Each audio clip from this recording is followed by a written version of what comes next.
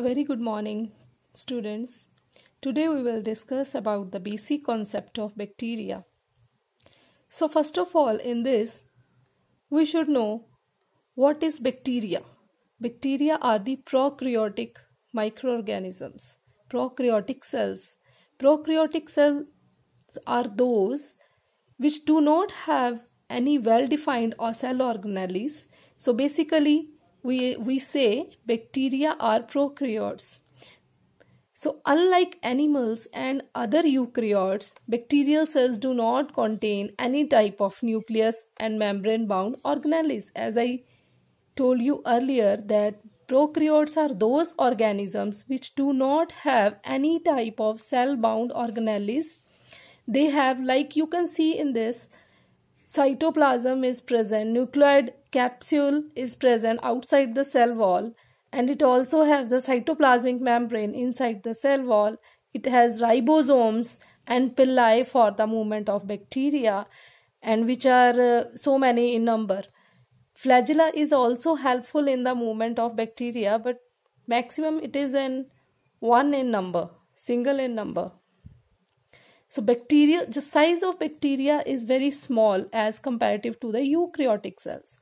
First of all, we should know about what are the eukaryotic cells and what are the prokaryotic cells. Prokaryotic cells are the simple cells, but the eukaryotic cells are the complex cells. So prokaryotic cells are basically smaller than the eukaryotic cells.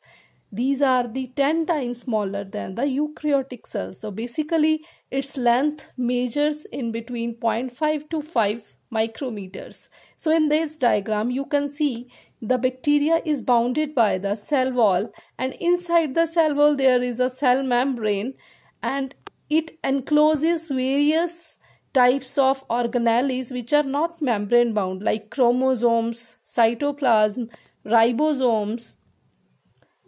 And the study of bacteria is called bacteriology. So basically, bacteriology is a branch of microbiology. Microbiology means, if we split this term, micro means small, which we cannot see with the help of naked eye. We can see it only with the help of microscope. So micro and biology means study of living organisms. So when we combine these two terms, micro and biology, then it becomes the study of living microorganisms. So in bacteriology, when we split this term, bacterio means bacteria and logy means study. So when we combine this term, then it becomes the study of bacteria. So the study of bacteria is called the bacteriology. So now we can say bacteria are ubiquitous in every habitat. Ubiquitous means it will present in any type of habitat, whether on earth, it can grow in soil also, in air also. So we can say bacteria is present everywhere, whether it is soil, whether it is air, whether it is acidic hot springs, whether it is radioactive waste, seawater, and deep in the earth crust. So in conclusion, we can say that bacteria is present everywhere. So some bacteria can survive in extreme cold conditions and in extreme hot conditions. So there are different type of bacteria. There are variety of bacteria. Some bacteria can live in extreme cold conditions. They are called as this is not mentioned in this slide. So the bacteria who live in the extreme cold conditions, they are called the psychrophiles, and which live in the extreme hot conditions, they are called the thermophiles. Psychro means cold. So bacteria which live in the cold conditions, they are called the psychrophiles. Philes means loving. Psychrophiles, cold loving bacteria. So that's why they are called psychrophiles. So bacteria who lives in the hot conditions, they are called the thermophiles. Thermo means hot. Philes means loving. So hot loving situations in which hot conditions bacteria survive, they are called the thermophiles. So there are typically 40 million bacterial cells. If we have a 1 gram of soil, you can observe that 1 gram of soil will contain 40 millions of bacterial cells and a million bacterial cells in a milliliter of fresh water. If you take 1 ml of fresh water, then you will study a million of bacteria and many types of bacteria present in that 1 ml of water. So bacteria is used in many types of processes and many types of cycles also. They play an important role in various types of cycles, like in nutrient cycles also, like nitrogen fixation. So there are many types of crops in which their root nodules contains many types of bacteria, like leguminous plants contains Rhizobacter, many nitrogen fixing bacteria. So that bacteria which are present in the roots, they help to fix the atmospheric nitrogen in the soil, and they helps to increase the soil fertility. So there are approximately 10 times as many as bacterial cells as human cells in the human body. So there are a number of bacteria, they are present on the skin and in the digestive tract. So in whole human body, in mouth, there will be the different type of bacteria. In stomach, you will observe different type of bacteria. In digestive tract, there will be different type of bacteria. So in our body also, there are a variety of organisms which are living on different parts of body. So there are many types of pathogenic bacteria also. So first of all, we should know what are pathogens. Pathogens means disease causing microorganisms. So pathogenic bacteria are those which causes infectious diseases like cholera, tuberculosis, anthrax, and many other diseases also. So some diseases are very fatal, like they also cause respiratory diseases, many digestive diseases. So bacteria are harmful also and useful also. So their bacteria are present in various types of shapes. Most bacterial cells are spherical.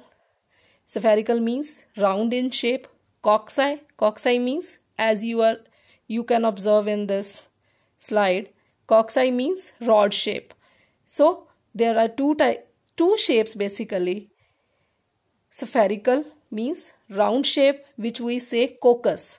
If it is present in single, then we can say coccus. If it is present in two, then we can say diplococci. And when it is present in chain, then this bacterial arrangement which is present in different types of bacteria, some bacteria are single cocci. Cocci means single spherical structure. If the cocci are in chain shaped, then we can say that bacteria is streptococci. You can observe these shapes under the microscope only. If you want to know that what type of bacteria I isolate or observe from the soil or air or water, then you can see it under the microscope, whether it is streptococci, whether it is staphylococci, or whether it is E. coli. As you can see in this slide, E. coli is one type of bacteria which is in a single cocci. But streptococci, you can observe it under the microscope in chain. The cocci arranged in the chains. So then we will go to the bacilli. Single bacilli is bacillus. When two rod-shaped cells are attached to each other, then that will call the diplobacilli. And if it is present in the chain, then that will be called as streptobacilli. So now we will study, there are different shapes. Previously we studied the bacteria arrangement. If that cell is present in single, then we can say coccus or bacilli. If in two, then we can say diplococci or diplobacilli. And if it is in chain, then we can say streptococci or streptobacilli. So now we come to bacterial shapes. So there are many types of shapes of bacteria. So some rod-shaped bacteria called Vibrio, as you can see in the diagram, vibrio or comma shaped. In left side you can see vibrio, and second one on right side is comma shaped. Others can be spherical, spiralia in the spiralium form, and some may be in the filamentous shape, and some may be in the club rod shape, and some may be in the helical form. So these are the different shapes of the bacteria. So now we will come to the overview of the bacteria. So basically bacterial cell is surrounded by a lipid membrane, or we can say the cell membrane. Outside the cell membrane, the main outer layer of the bacteria is called the cell wall. Inside the cell wall there is a plasma membrane, or we can say it's cell membrane. But prokaryotic cell lacks mitochondria, chloroplast and other organelles which are present in the eukaryotic cell. That's why we call prokaryotic cell is a simple cell and the eukaryotic cell is a complex cell. So many other organelles also which are present in the eukaryotes but absent in the prokaryotes. In prokaryotes, these are the simple structures and very less organelles which are present in the prokaryotic cell. Like all other living organisms, bacteria also contains ribosomes which are helpful in the protein production. And there are but bacterial cells is enclosed by the cell wall, which basically provides a shape to the bacteria, and that is made up of peptidoglycan. So it is all about the today's concept of bacteriology. Thank you for your kind attention.